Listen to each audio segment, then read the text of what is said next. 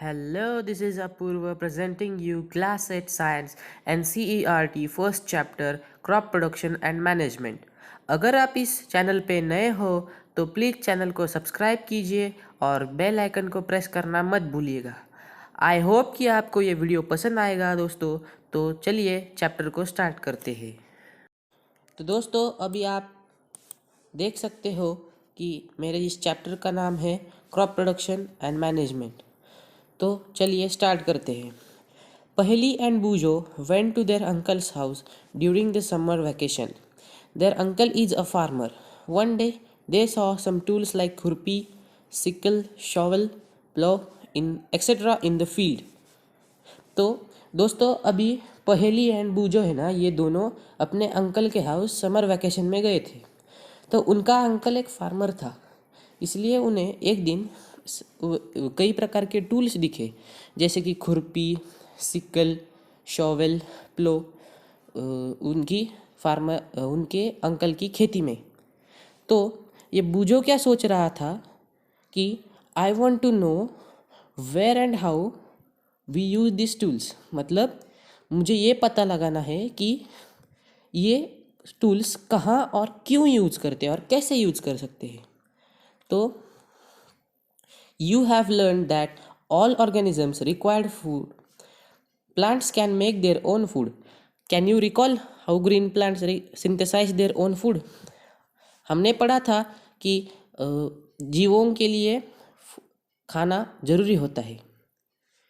हमें पता है कि जो पौधे होते हैं वो अपना फूड खुद ही बना सकते हैं। आप सोच सकते हो कि हरे पौधे अपना फूड कैसे बनाते हैं। Animals including humans can not make their own food, so where do animals get their food from. अभी देखिए, एनिमल्स एंड ह्यूमंस दोनों भी अपना फूड नहीं बना सकते हैं अपने खुद पे। तो वो फूड कहाँ से मिलता है उन्हें, ये तो क्वेश्चन है। तो उन्हें फूड मिलता होगा तो एक तो प्लांट्स से। तो चलिए आगे बढ़ते हैं। But first of all, why do we have to eat food. तो पहली बात ये क्वेश्चन है कि हमें फूड ही क्यों चाहिए, फूड किस लिए लगता है। तो you have learn already that energy from food is utilised by organisms for carrying out various functions various body functions such as digestion, respiration and excretion. We get our food from plants or animals or both. तो दोस्तों हमें पता है कि जो energy हमें मिलती है वो फूड से यूटिलाइज होती है ऑर्गेनिजम्स वो यूटिलाइज करते हैं फूड से। तो यूटिलाइज का मतलब है संश्लेषण। तो उसके वो वेरियस जो फंक्शन होते हैं, जो कार्य होते हैं, वो करने के लिए जैसे कि डाइजेशन, रेस्पिरेशन एंड एक्सक्रीशन, वो करने के लिए हमें एनर्जी लगती है। तो अभी डाइजेशन का मतलब है कि खाना पचाना, रेस्पिरेशन का मतलब है कि सांस लेना, और एक्सक्रीशन का मतलब है मलत्याग। तो इस सभी जो एक्टिविटीज़ है, ये जो कार्य है, हमें उसे करने के लिए एनर्जी चाहिए होती है और वो हमें फूड से मिलती है। अभी देखिए दोस्तों, ये बूजो का क्या सवाल है। Since we all need food, how can we provide food to a large number of people in our country. मतलब कि अभी ये तो पता चला कि हमें फूड लगता है, तो हम इस पूरी लार्ज नंबर ऑफ पीपल, मतलब इतने बड़े लोगों को हम फूड कैसे प्रोवाइड करेंगे, कैसे पहुंचाएंगे इतनी बड़ी कंट्री में। तो देखिए दोस्तों, पहेली क्या बोलती है कि food has to be produced on a large scale. मतलब हमें जो खाना होगा वो बड़ी स्केल में बनाना होगा। In order to provide food for a large population, regular production, proper management and distribution is necessary। मतलब ऐसे जैसे हमें अभी पहेली ने कहा कि हमें फूड लार्ज स्केल में बनाना होगा, तो उसको प्रोवाइड करने के लिए हमें रेगुलर प्रोडक्शन करना होगा। मतलब टाइम टू टाइम हमें उसका जो खेती करना होगा, उसका प्रॉपर मैनेजमेंट मतलब उसकी देखभाल करनी होगी और उसे डिस्ट्रीब्यूट करना होगा। तो देखते हैं point number 1.1 agriculture practices. Till 10,000 BCE, people were nomadic. They were wandering in groups from place to place in search of food and shelter. They ate raw fruits and vegetables and started hunting for food.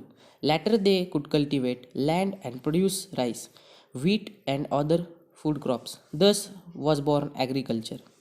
तो 10,000 BCE तक people सभी nomadic थे। मतलब अभी nomadic का मतलब क्या है कि वो इधर उधर भटक रहे थे। वो ग्रुप्स में मतलब ग्रुप्स में एक जगह से दूसरी जगह वो फूड और शेल्टर के लिए सर्च करते थे। वो उस ज़माने में रॉ फ्रूट्स एंड वेजिटेबल्स मतलब कि कच्चे फल और सब्जियां खाते थे और उसके बाद उन्होंने एनिमल्स की हंटिंग यानी शिकार खाने के लिए स्टार्ट कर दी। पर उसके बाद उन्होंने सोचा कि हम कुछ लैंड भी कल्टीवेट कर सकते हैं और फिर उन्होंने उसके बाद सबसे पहले राइस और व्हीट और अदर कोई फसलें का प्रोड्यूस किया और उसी तरह एग्रीकल्चर बॉर्न हो गई। दोस्तों अभी ये जो मैंने हाईलाइट किया है ये सभी आप लिख लो। तो चले स्टार्ट करते हैं। When plants of same kinds are cultivated at one place on a large scale, it is called a crop. For example, crop of wheat means that all plants grown in a field are that of wheats. जब एक ही प्रकार के जो फसल होती है एक ही place पे बड़ी मात्रा में उगाई जाती है तो उसे क्रॉप कहते हैं। जैसे फॉर एग्जांपल अभी देखते हैं कि जैसे कि गेहूं का फसल, तो गेहूं के फसल का ये मतलब है कि वो जो एरिया होगा ना, वो जो मतलब वो एरिया होगा ना, तो उस पूरे एरिया में सिर्फ गेहूं की ही फसल होगी।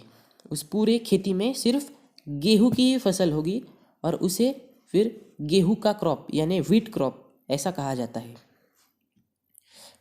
You already know that crops You already know that crops are of different types like cereals, vegetables and fruits. These can be classified on the basis of the season in which they grow. यानी हमें पता है कि ये जो crops होते हैं ये बहुत ही अलग अलग तरीके के होते हैं, जैसे कि सीरियल्स, वेजिटेबल्स एंड फ्रूट्स। अभी सीरियल्स का मतलब है अनाज, वेजिटेबल्स का मतलब है सब्जी, ये तो आप सबको पता ही होगा, और फ्रूट्स का फल होता है। These can be classified on the basis of the season in which they grow. इनका क्लासिफिकेशन उस बेस पे होता है जिस सीजन में ये उगते हैं। India is a vast country.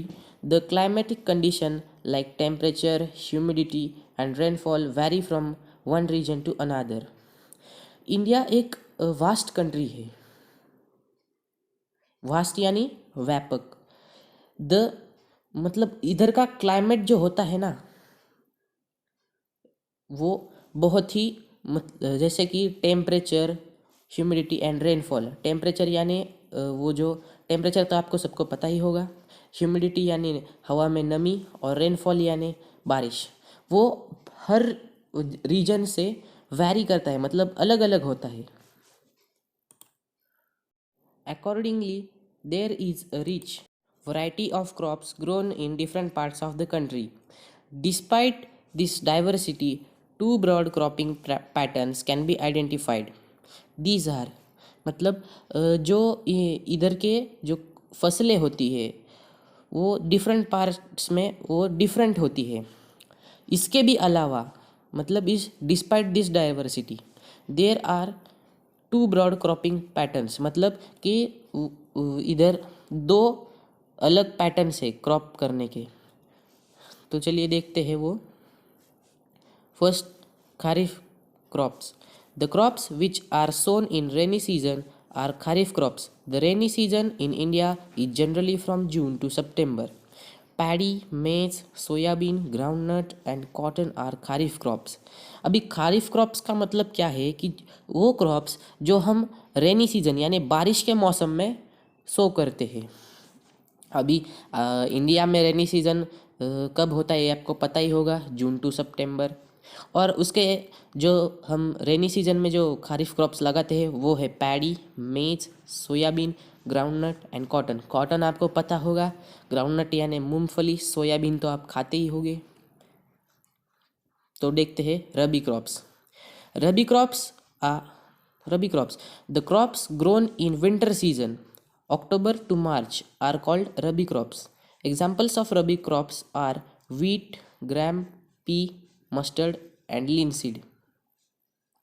तो रबी क्रॉप्स वो होते हैं जो क्रॉप्स हम विंटर सीजन में फसल करते हैं उसकी। और winter season generally October to March इन महीनों में होता है इंडिया में, इसलिए उन्हें रबी क्रॉप्स कहा जाता है।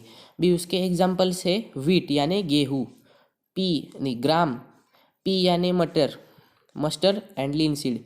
अभी लीन सीड क्या होता है इसका आप इमेज देख लो।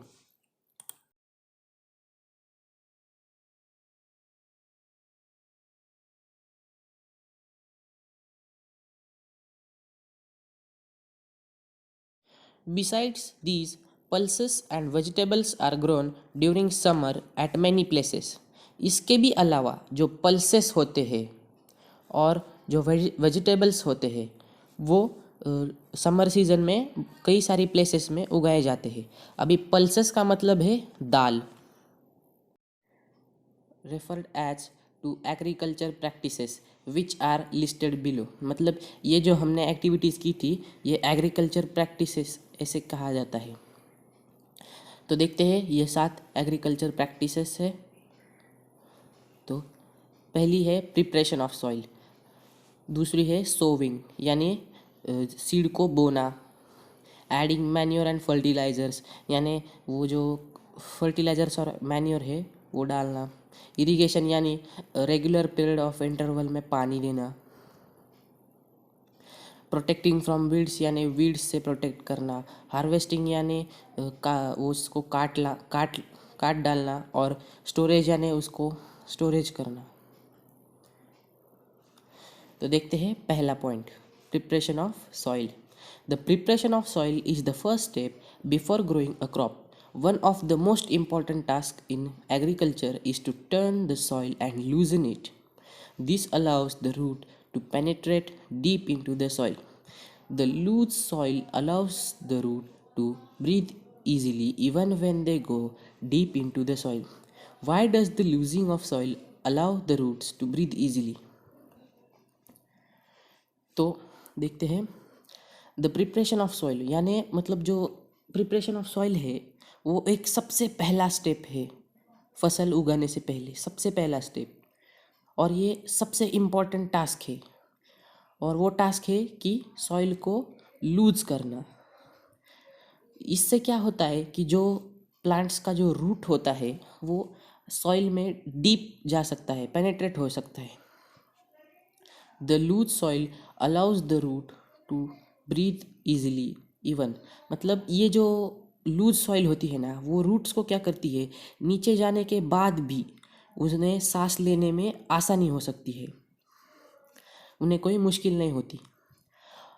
अभी क्वेश्चन है why does the loosening of soil allow the root to breathe easily. अभी ये लूजनिंग ऑफ सॉइल रूट्स को ईजिली ब्रीथ कैसे करने देती है, तो आंसर देखते हैं। The loosen soil help in growth of earthworms and microbes present in the soil. These organisms are friend of farmers since they further turn and loosen the soil and add humus to it.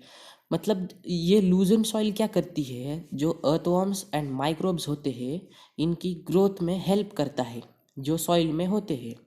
तो ये organisms मैंने जीव ये farmer का friend होता है, ये दोस्त होते हैं फार्मर के, इसलिए वो सॉइल को लूजन सॉइल को और लूज बनाते हैं और उसमें ह्यूमस डालते हैं।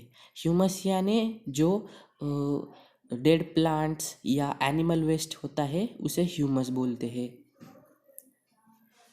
But why the soil needs to be turn and loosen, but why, अभी ये सॉइल लूज और टर्न क्यों की जाती है। तो अभी यही क्वेश्चन था कि वो रूट्स को इजीली सांस ले सके और उसे ज़्यादा फर्टिलिटी मिल सके।